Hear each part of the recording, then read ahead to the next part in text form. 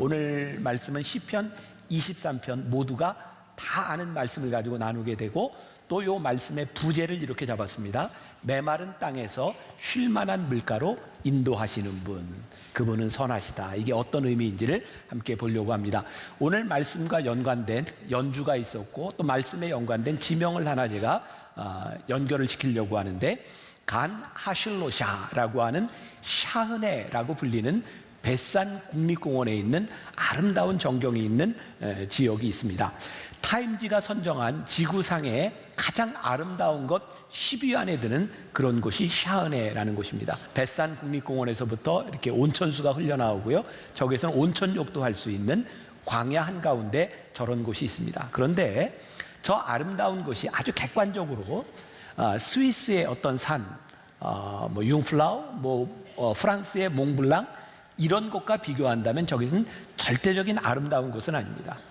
저것이 아름다울 수 있는 것은 전혀 존재할 것 같지 않은 광야 한가운데 저런 아름다운 물이 흐르고 있기 때문에 아름답다고 보는 거죠. 그런 상상도 하게 돼요. 이스라엘 백성들이 가나안 땅에 들어갔을 때, 저 이스라엘 땅에 들어갔을 때 가장 놀라웠던 것이 혹시 저것을 보며 놀라지는 않았을까?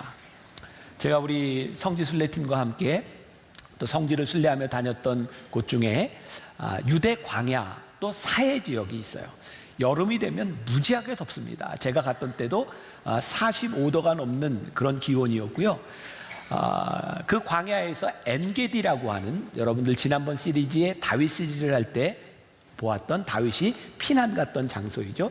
그 엔게디 국립공원에 올라가는데 통제가 됩니다. 너무 날씨가 더워서 거기는 못 올라간다고 할 정도로 그렇게 더운 곳입니다. 근데 통제되지 않은 곳까지 이렇게 걸어가다 보면 거기에 폭포가 있습니다. 굉장히 놀라운 광경입니다.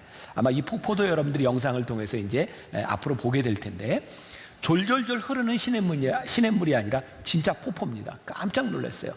그런데 제가 폭포라고 얘기한다고 여러분들 머릿속에 이과수 폭포나 나이아가라, 빅토리아 폭포 이런 걸 상상한다면 그거는 아주 말이 안 되는 겁니다. 깜짝 놀란 건 그 광야 한가운데 그 메마른 땅에 폭포가 흐르고 있다는 거였어요. 여호와는 나의 목자시다. 다윗이 고백할 때 이 고백은 우리들이 살아가는 삶에서 고백할 수 있는 그 고백과는 조금 다른 것일 수도 있다고 생각합니다. 또 이런 상상을 합니다. 이스라엘 백성들이 처음 가나안 땅에 들어갔을 때, 가나안 땅을 앞에 두고 그들은 어떤 감정을 드러냈을까? 제가 이스라엘 백성의 입장에서 이스라엘 백성들이 가나안 땅을 처음 접했을 때 이렇게 말했을 것 같아요. 속았다. 누구한테? 하나님한테 속았다.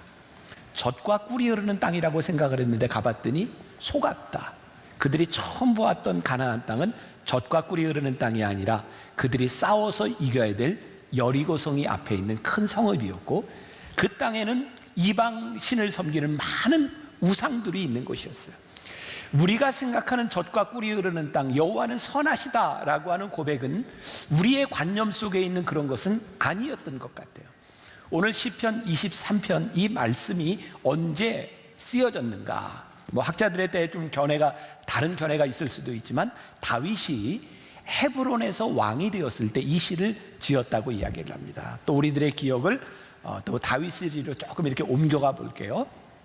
다윗이 헤브론에서 왕이 된 다음에 얼마를 지난 후에 통일왕국의 왕이 되었나요? 얼마를 지난 후에? 7년. 네. 몇 분이 기억해 주셔서 감사해요.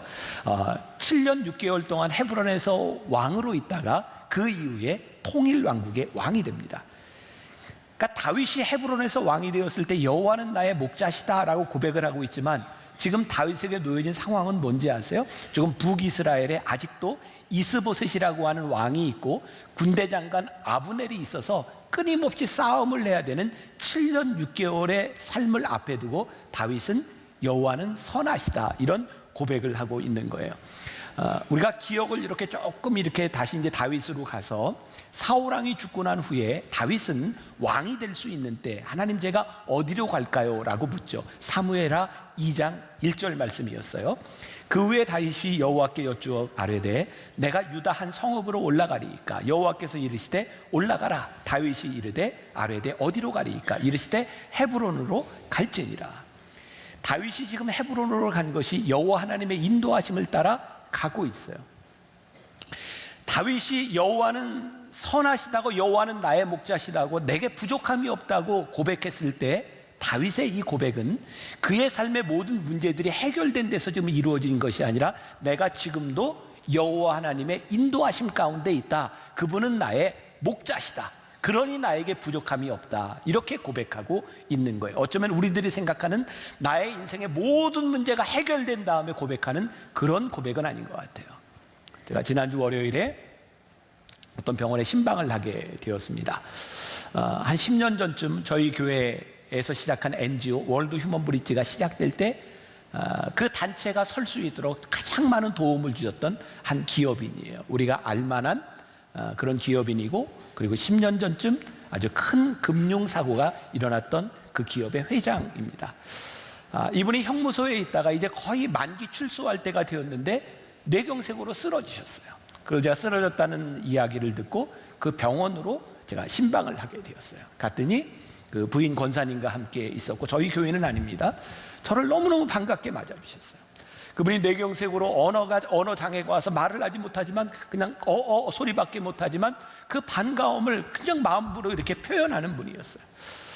제가 그분에 대한 감사가 있어서 그분이 그 형을 사는 동안 교도소에 제가 계속 제 책도 넣어드리고 편지도 보내고, 그리고 제가 영치금도 넣어드리고, 큰 기업을 했던 분에게 그게 얼마나 큰 도움이 될지 모르지만 제가 계속해서 그런 관계를 맺고 있었어요. 언제부터인가 이분이 저에게 편지를 보낼 때 그 편지에 저를 이렇게 칭하는 말이 달라지기 시작했어요. 언제부터인가 김병삼 담임 목사님 이렇게 저에게 쓰기 시작했어요.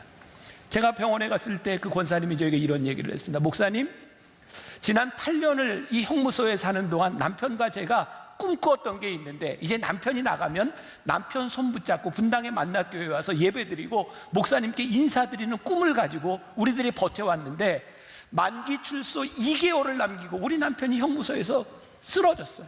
뇌경색으로 쓰러져서 걸을 수도 없는 상황이 되었어요. 저에게 이렇게 얘기를 하는 거예요. 목사님, 그동안 그 형무소에 있는 동안 제가 다 회개했다고 생각했고 모든 잘못을 하나님께 고했다고 생각했고 이제 2달만 지나면 되는데 어떻게 이런 일이 일어날 수 있어요? 하나님 어떻게 이러실 수 있어요? 제가 그분에게 이렇게 얘기했어요. 권사님, 저에게 믿음이 있어요. 하나님께서 권사님을 여기까지 인도하시고 함께 하셨다고 한다면 지금 이 시간에 일어난 일 가운데 하나님이 어떻게 행하실지를 기다리고 기대하고 보세요. 하나님께서 분명히 인도하실 줄을 저는 믿습니다. 제가 오늘 이 이야기를 여러분들에게 하고 다윗의 이야기를 여러분들과 나누고 오늘 여기에서 예배하는 여러분들에게 하고 싶은 이야기가 있어요. 오늘 다윗의 고백은 그의 인생의 모든 문제가 해결된 가운데서 여호와는 나의 목자라고 고백하는 것이 아니라 지금 이 순간에 나를 인도하시는 그 하나님에 대한 고백을 하고 있다고. 여호와는 나의 목자시니 내게 부족함이 없다. 내게 부족함이 없다. NIV 성경에 보니까 I shall not be in want라고 되어 있어요. 무슨 말이에요? 내가 원하는 것이 없다. 같은 말이겠죠. 원하는 것이 없으니 부족함도 없겠죠. 다윗은 어떻게 이런 고백을 할 수 있었을까요? 내가 더 이상 원하는 것이 없습니다. 어떻게 이런 고백을 할 수 있었을까요? 저는 다윗이 깨달은 게 있었던 것 같아요. 그의 인생 가운데 하나님은 다윗이 원하는 대로 그의 인생을 이끌어 가신 분이 아니라 하나님이 원하시는 대로 다윗을 이끌어 주셨어요. 오늘날 다윗이 깨닫게 된 거죠. 하나님은 하나님이 원하시는 대로 나를 이끄시는 분이야. 이 깨달음을 잊고 보니까 어떤 고백을 해요? 그래, 하나님이 원하시는 대로 나를 여기에 인도하셨다면 지금 이 자리에서도 하나님은 나를 당신이 원하시는 대로 나를 인도하여 주실 거야. 그러니까 오늘 이 고백은 다윗이 처하고 있는 상황에 대한 인식, 아직도 내가 반쪽짜리 나라의 왕입니다. 아직도 싸워야 될 것이 있습니다.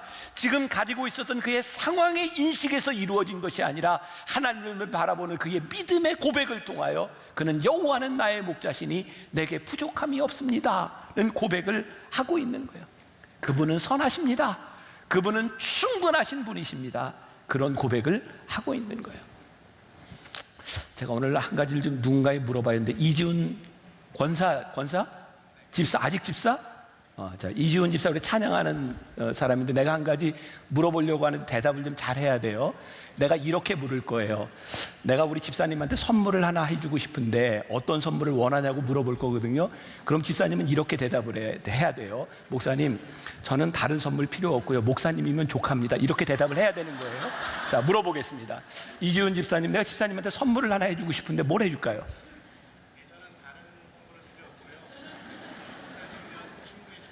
그래요. 감사해요. 제가 토요일 날 설교하는데 물었다가 제가 원하는 대답이 안 나와서 아예 이렇게 하고 하는 게 안전하다 생각을 했어요. 자, 우리 집사님이 나에게 저런 이야기를 했을 때 내가 기쁠까요? 안 기쁠까요? 기쁘죠. 저에게 대한 최대의 찬사일 거예요. 목사님 다른 선물 필요 없습니다. 목사님이면 괜찮아요. 여러분들의 삶에 하나님을 향한 가장 큰 찬사와 찬양과 고백이 뭘까요? 하나님, 저에게 다른 것 필요 없습니다. 하나님은 저를 인도하여 주셨고 하나님은 나의 목자시고 하나님 한 분만으로 충분합니다 라고 하는 고백보다 더 큰 하나님에 대한 우리의 믿음의 고백이 없는 거죠. 오늘 다윗에게 있어도 그의 인생에 있어서 이 시가 아름다운 것은 그가 하나님께 대한 이런 놀라운 고백을 하고 있다는 거예요. 다윗이 아직 헤브론에서 왕이 되었지만 해결해야 될 일이 참 많을 때, 아직도 계속되는 사망의 음침한 골짜기를 지나가고 있을 때 다윗은 하나님께 대한 믿음과 신뢰를 고백하고 있어요. 우리의 믿음, 신실함이라고 하는 것은 환경이나 처지, 우리들이 어떤 대우를 받는가 그것에 좌우되는 것이 아니라 하나님을 믿는 믿음 가운데서 좌우되는 고백이에요. 제가 엘리야에 대한, 요즘 이제 열왕기상 열왕기하까지 오늘 말씀을 이렇게 듣고 왔는데, 엘리야에 대한 이야기를 이렇게 보면서 우리가 잘 아는 이야기죠. 엘리야가 이방 선지자 850명과 함께 대결을 해서 이기잖아요. 그래서 850명의 목을 다 잘라요. 엘리야에게 있어서 가장 위대한 승리를 경험합니다. 그런데 그 승리 이후에 그는 영광을 받은 것이 아니라 왕비였던 이세벨이 엘리야를 죽이겠다고 쫓아갑니다. 엘리야가 도망가죠. 그리고 로뎀나무 아래 누워서 하나님께 이렇게 얘기합니다. 주님, 이제 내 생명이 족하오니 넉넉하오니 이제 나를 거두어 가시옵소서. 다시 말하면 자살하겠다는 겁니다. 그가 영적인 침체 가운데서 누워있을 때 놀랍게도 하나님께서는 그를 어루만지시고 그를 위로하시고 그에게 먹을 것을 갖다 줍니다. 열왕기상 19장에 있는 말씀입니다. 엘리야가 하나님의 위로를 받고 다시 깊은 곳 산에 올라가서 하나님을 만나고 그는 다시 사역자가 돼서 내려옵니다. 저에게 이런 생각이 들었어요. 우리들이 하나님 앞에서 가장 신실하게 믿음의 사람으로 사명자로 소명자로 살아갈 수 있는 것은 우리들의 인생에 한 번 일어나는 영적인 체험과 잠시 불타오르는 열정이 아니라 우리들의 가장 낮고 힘들고 사망의 음침한 골짜기에서 우리를 만지시는, 우리를 위로하시는 우리의 목자 되시는 하나님을 경험할 때 우리의 인생 가운데 가장 지속적으로 우리의 신앙을 고백할 수 있다. 다윗에게 있어서 오늘 여호와는 나의 목자시라고 하는 이 고백은요, 그의 인생의 어느 날 한순간에 일어났던 놀라운 사건에 대한 이야기가 아니라 그의 삶을 만지시는 하나님의 손길로 인하여 그는 지금 이런 고백을 하고 있어요. 2절 말씀해 보니까 그가 나를 푸른 풀밭에 누이시며 쉴만한 물가로 인도하시는도다. 그가 나를 푸른 풀밭으로 쉴만한 물가로. 지금 우리들의 마음에, 우리들의 머릿속에 이렇게 그려지는 모습, 굉장히 목가적인 풍경이 아닙니까? 저는 여러분들이 이렇게 신앙인으로 살아가는 동안 정말 기회가 있다면 한 번쯤은 성지순례를 하고 오면 참 좋겠다는 생각이 들어요. 기회만 된다면. 왜? 이 말씀이요 이해가 되거든요. 다윗이요 목자로서 지냈던 그 지역은 어디냐면 베들레헴 지역입니다. 베들레헴에서 태어나고 거기에 목자였어요. 베들레헴에 가보면 깜짝 놀랄 일이 보여지는데요. 거기 양들 이렇게 치고 있는데 양들이 푸른 풀밭에서 풀을 먹지 않습니다. 정말 황량한 광야와 이 절벽, 이 산을 타고 다니면서 목자가 양을 데리고다니면서 풀을 찾아줍니다. 다윗이 지금 이야기하고 있는 푸른 풀밭과 쉴만한 물가는 그렇게 목가적인 것이 아니라 그가 목자로서 양을 데리고 갈 때 그 험난한 곳을 찾아다니면서 광야 가운데서 그에게 찾아주었던 목초지, 그 물이었어요. 푸른 풀밭과 쉴만한 물가는 메마른 땅, 광야, 사망의 음침한 골짜기에서 그가 경험했던 것이었어요. 오늘 말씀 가운데 이렇게 되어 있죠. 그가 나를 푸른 풀밭에 누이시며. 제가 이제 말씀을 묵상하는 방법 중에 하나가 이렇게 성경을 보고 또 여러 다른 버전의 성경을 보는 거예요. 제가 이제 주로 보는 성경이 영어 성경으로는 NIV 성경하고 그다음에 메시지 성경을 보는데, NIV 성경에 이렇게 표현이 되어 있어요. 우리말하고 거의 동일한 거예요. He makes me lie down in green pasture라고 되어 있어요. 그가 나를 푸른 초정에 누이신다. 똑같은 말이에요. 근데 저에게 들어온 누이시고라고 하는 말이 여기에 make라고 하는 말을 쓰고 있더라고요. 혹시 중학교나 고등학교를 다니셨나요? 그런 분들이라면 영어 시간에 이런 말을 들어보셨어요? 사역동사. make, have, let와 같은 말이 사역동사인데 누구에게 뭐뭐 하도록 시키다라고 하는 말입니다. 그가 나를 푸른 초정에 놓이셨다. 말씀을 묵상하다가 이게 저에게 훅 들어왔어요. 양이 그곳을 찾아가서 누운 것이 아니라 목자가 양으로 하여금 거기에 눕게 하셨다.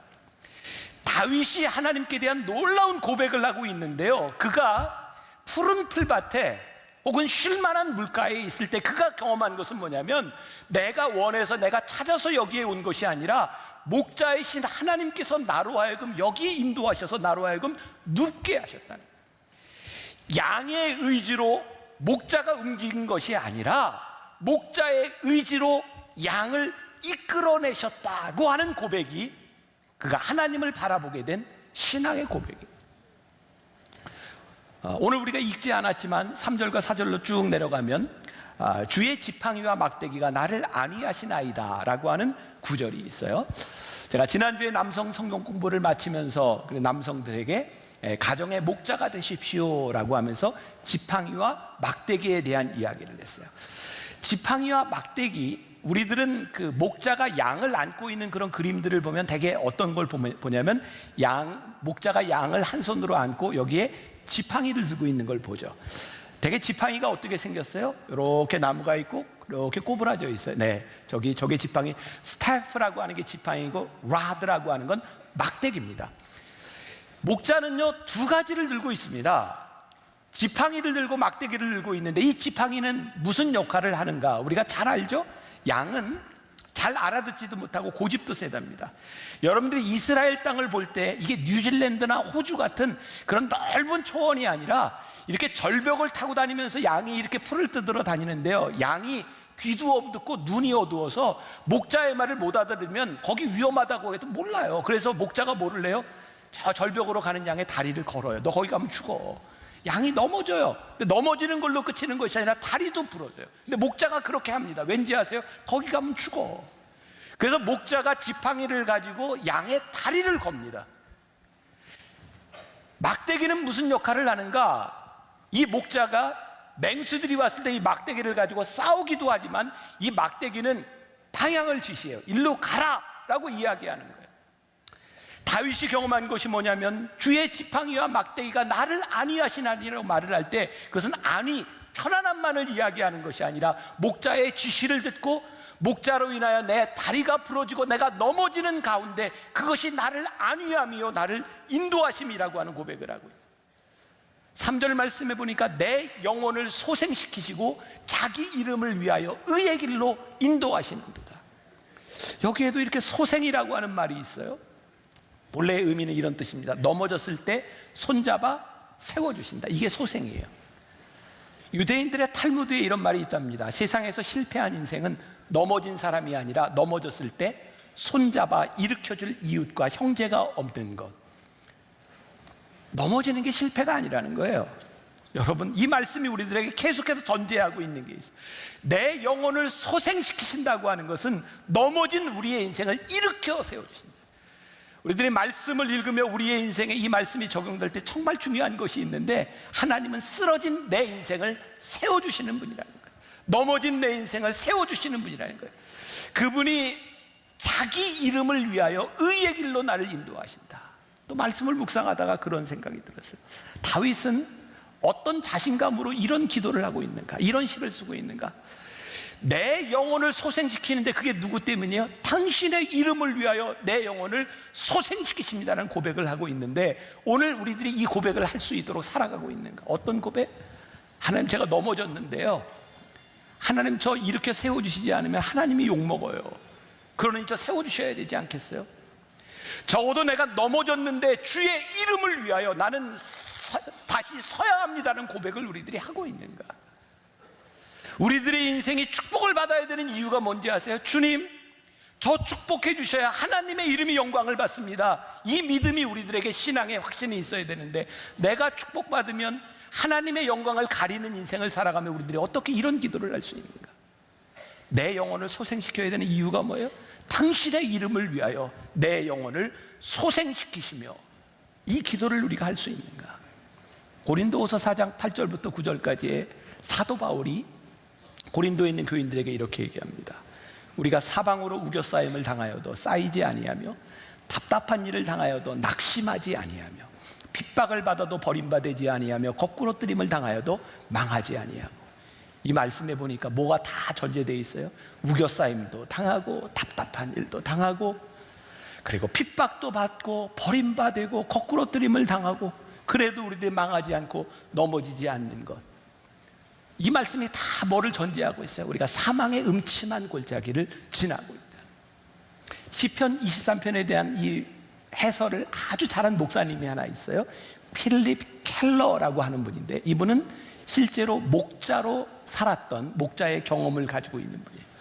이분의 책에 보면 그렇게 되어 있더라고요. 양이요, 발라당 이렇게 넘어지면 양이 스스로 잘 일어나지 못합니다. 이걸 제가 어떻게 표현할까요? 발라당 이렇게 넘어졌는데, 아주 햇볕이 뜨거운 날은 발라당 넘어진 이 양이 한나절 지나면 죽는답니다. 그리고 날씨가 이렇게 덥지 않으면 한 3일 정도를 버틸 수 있답니다. 그래서 우리들이 넘어졌을지라도 목자가 일으켜 세워주시기는 하는데, 우리들에게 정말 중요한 것이 양이 왜 넘어지는지, 우리가 넘어지지 않는 인생을 살아야 되지 않는가. 그래서 시편 23편을 이야기하면서 넘어지지 않는 방법 몇 가지를 이야기합니다. 첫 번째 이렇게 얘기를 하더라고요. 양은 털을 깎지 않고 길게 되면 쉽게 뒤집어진답니다. 이유가 자기 털의 무게 때문에 털에 진흙이 묻고 배설물이 묻고 벌레들 그리고 가시덤불이 이렇게 묻으면 무거워져서 쉽게 뒤집어진답니다. 제가 뉴질랜드에 갔을 때 정말 이 말을 정말 실감한 게, 양하면 굉장히 목가적인 생각을 했는데 전 양이 그렇게 더러운지 몰랐어요. 정말 더러워요. 그리고 목자가 양을 안고 있는 게 이게 굉장히 편안한 모습이었는데, 목자가 양을 안는 건 진짜 힘든 일이더라고요. 털을 깎으면 그 털이 사람들에게 옷도 만들어주고 이불도 만들어주고 굉장히 공헌을 합니다. 근데 진짜 중요한 건 털을 깎아야 양의 생명을 지켜준다는 겁니다. 그러니까 털이 깎이는 건 누구에게 유익을 주는 뿐만 아니라 양에게 축복이다. 두 번째, 양이 살이 찌면 지나치게 비대해지고 자기 몸을 가누지 못해 넘어진다는 거예요. 그래서 양은요, 목자가 막대기로 지시하는 곳을 따라 부지런히 움직여야 넘어지지 않습니다.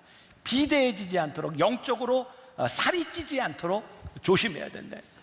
제가 이 이야기를 딱 읽다가 제가 든 생각이, 내가 참 좋은 목자구나. 또 뭐 이런 생각이 들었어요. 왜 그런 생각이 들었는가? 여러분들 저 때문에 굉장히 힘들지 않으세요? 막 인 앤 아웃 하라 그러지, 담장을 넘는 교회 이야기하지, 참 힘들지 않으세요? 근데 제가 확신이 생겼어요. 내가 좋은 목자구나. 교인들로 하여금 움직여서 살이 찌지 않도록 피둥피둥 살이 쪄서 이곳에서 예배를 드리며 나만 만족하는 것으로 끝나는 것이 아니라 우리들이 영적으로 부유한 삶을 살아간다고 하는 것은 우리들이 목자의 인도하심을 따라 부지런히 움직여야 되는 일입니다. 세 번째, 양은 특별히 평평한 곳보다 약간 움푹 패인 곳에 있기를 좋아한답니다. 움푹 패인 곳에 계속 있다 보면 그렇잖아요. 점점 파이게 되고 거기에서 뒤비지면 양이 일어나지 못하는 거예요. 그래서 양이 움푹 파인 그곳에 머물려고 하는 것에 가시가 생기는 것, 그것이 축복이다. 오늘 이 여호와는 나의 목자시니 여호와가 나를 인도하시는 이 죽음의 위협 가운데서, 사망의 음침한 골짜기에서 우리들이 주의 선하심과 인도하심을 고백할 수 있는 것은 우리들이 사망의 음침한 골짜기를 지나기 때문이고, 우리들이 어려움 가운데 목자의 손길을 경험하기 때문에 우리들이 이것을 우리들이 고백할 수 있는 거구나. 다윗의 고백이 뭐예요? 그분은 선하시다며. 그분은 목자가 되신다는 거예요. 그분의 선하심을 고백하는 것처럼 우리의 인생에 강력한 안전판이었다.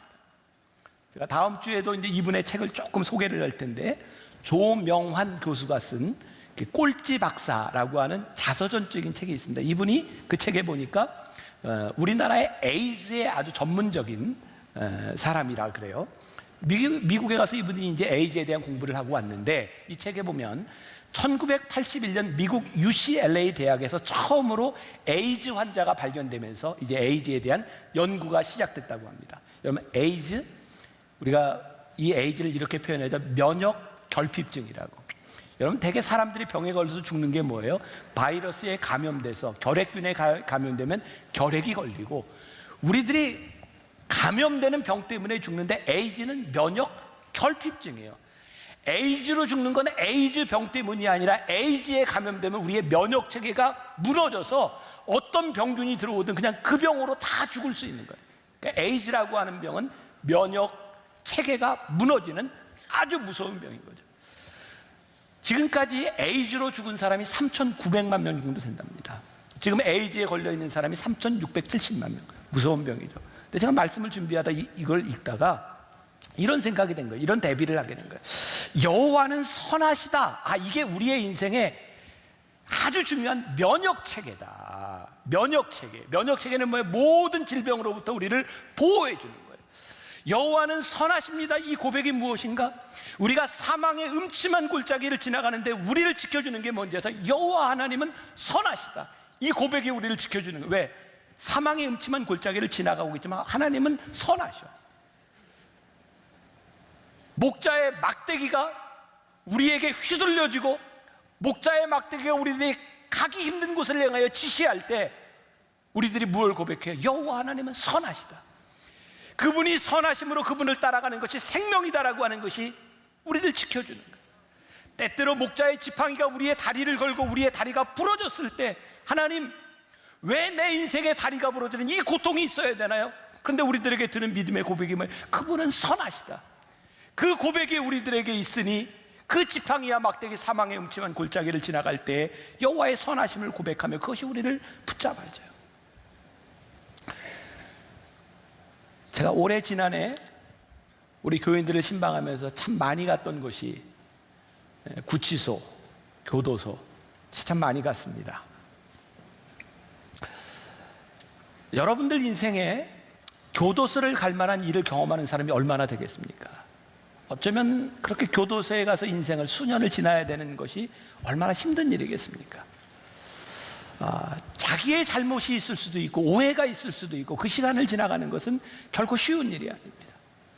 근데 제가 참 놀라운 경험을 하는데요, 제가 요 근래 구치소에, 교도소에 이렇게 신방을 갔을 때 제가 짧은 시간 신방을 하면서 저와 만났던 교인들의 모습을 보면서 깜짝 놀랐어요.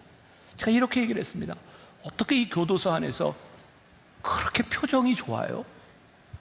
얼굴이 어쩌면 그렇게 편안해요? 그분들이 한결같이 저에게 하는 이야기입니다. 목사님, 하나님이 왜 나를 여기로 인도하셨는지 알 것 같아요. 여기에 있는 이 시간이 내 인생에 정말 복된 시간이었음을 깨닫게 하셨어요. 그렇다고 나도 가야 되겠다 이런 생각을 하지 마세요. 그의 인생에 교도소 한가운데서 하나님이 나를 인도하신 그 이유가, 이 교도소 안에서 하나님이 나와 함께 동행하심을 고백하게 될 때 여호와는 선하시구나, 그분은 선하신 목자시구나 라고 고백할 수 있는 것이 그의 인생의 축복이에요. 여러분들이 지금 어떤 길을 가고 있는지 몰라요. 중요한 것은 목자는 양이 원하는 대로 그 길을 인도하는 것이 아니라 목자가 원하는 대로 양을 인도해 가고 있다는 거예요. 목자가 양을 인도하는 그곳은 쉴만한 물가고, 그곳에서 우리들이 푸른 풀밭을 경험하고 우리들이 목자를 믿기 때문에 우리들이 그 길을 가는 거예요. 이 믿음이 우리를 지켜줍니다. 킴 웍스라고 하는 우리 한국계 미국 여자가 있습니다. 6.25 때 시력을 잃고요, 미국 군인의 도움을 받고 미국으로 가서 그 인디애나 주립대학에서 노래를 공부하고 오스트리아에서 공부를 하고 성악가가 되었어요. 이번엔 빌리 그레이엄 집회에 가서 빌리 그레이엄 목사님이 설교를 하고 나면 이렇게 찬양을 하는 찬양 사역자가 됐어요. 간증도 하고요. 오늘날 이 킴 웍스라고 하는 여자가 이렇게 얘기를 합니다. 제가 누군가의 인도함을 받아서 길을 걸어갈 때 사람들은 나에게 저기 100m 앞에 무슨 장애물이 있으니 조심하세요 이렇게 얘기하지 않습니다. 사람들은 나를 인도할 때 지금 발 앞에 물이 있으니 조심하세요. 그러면 저는 물을 건너뛰고 앞에 계단이 있으니 조심하세요. 그러면 계단을 올라가고 그렇게 인도함을 따라가다 보면 어느 날 내가 거기에 와 있음을 깨닫게 됩니다. 우리들은 우리의 인생의 5분 후, 10분 후 미래를 알고 싶지만 하나님은 우리들에게 그것을 알려주시는 분이 아니라 지금 네가 나와 함께 가고 있는 그 길, 인도함을 받는 그 길이 복되다고 말씀하십니다. 저는 굉장히 귀한 고백이라고 생각합니다. 오늘 여러분들의 가고 있는 어떤 분들은 사망의 음침한 골짜기를 지나갈 수도 있어요. 여러분들이 어떤 길을 가고 있는지 몰라요. 근데 그분이 선하시다. 하나님은 나를 인도하시는 나의 목자시다. 이것이 우리를 붙잡아주는 거예요. 여행을 하다 보면 종종 여행 가이드가 있어요. 첫날 딱 그런 경험을 하죠. 가이드가 딱 안내해 줬는데 숙소도 좋고 너무너무 좋아요. 만족해요. 그 다음부터 우리는 가이드에게 별로 묻지 않습니다. 왜? 그 사람이 안내해 주는 것은 좋은 곳이다 라고 알죠. 근데 믿음이 가지 않으면 계속 묻습니다. 어디로 가죠? 거기는 어떻죠? 계속 묻습니다. 우리들이요, 하나님을 신뢰하고 우리들이 믿으면 우리들에게서 인생의 질문보다 하나님께 대한 믿음이 고백되고 찬양이 고백되고 감사가 고백되는 거예요. 여호와는 나의 목자시니 내게 부족함이 없으리로다. 이 다윗의 고백이 여러분들의 인생의 고백이 될 수 있기를 주님의 이름으로 간절히 축원합니다.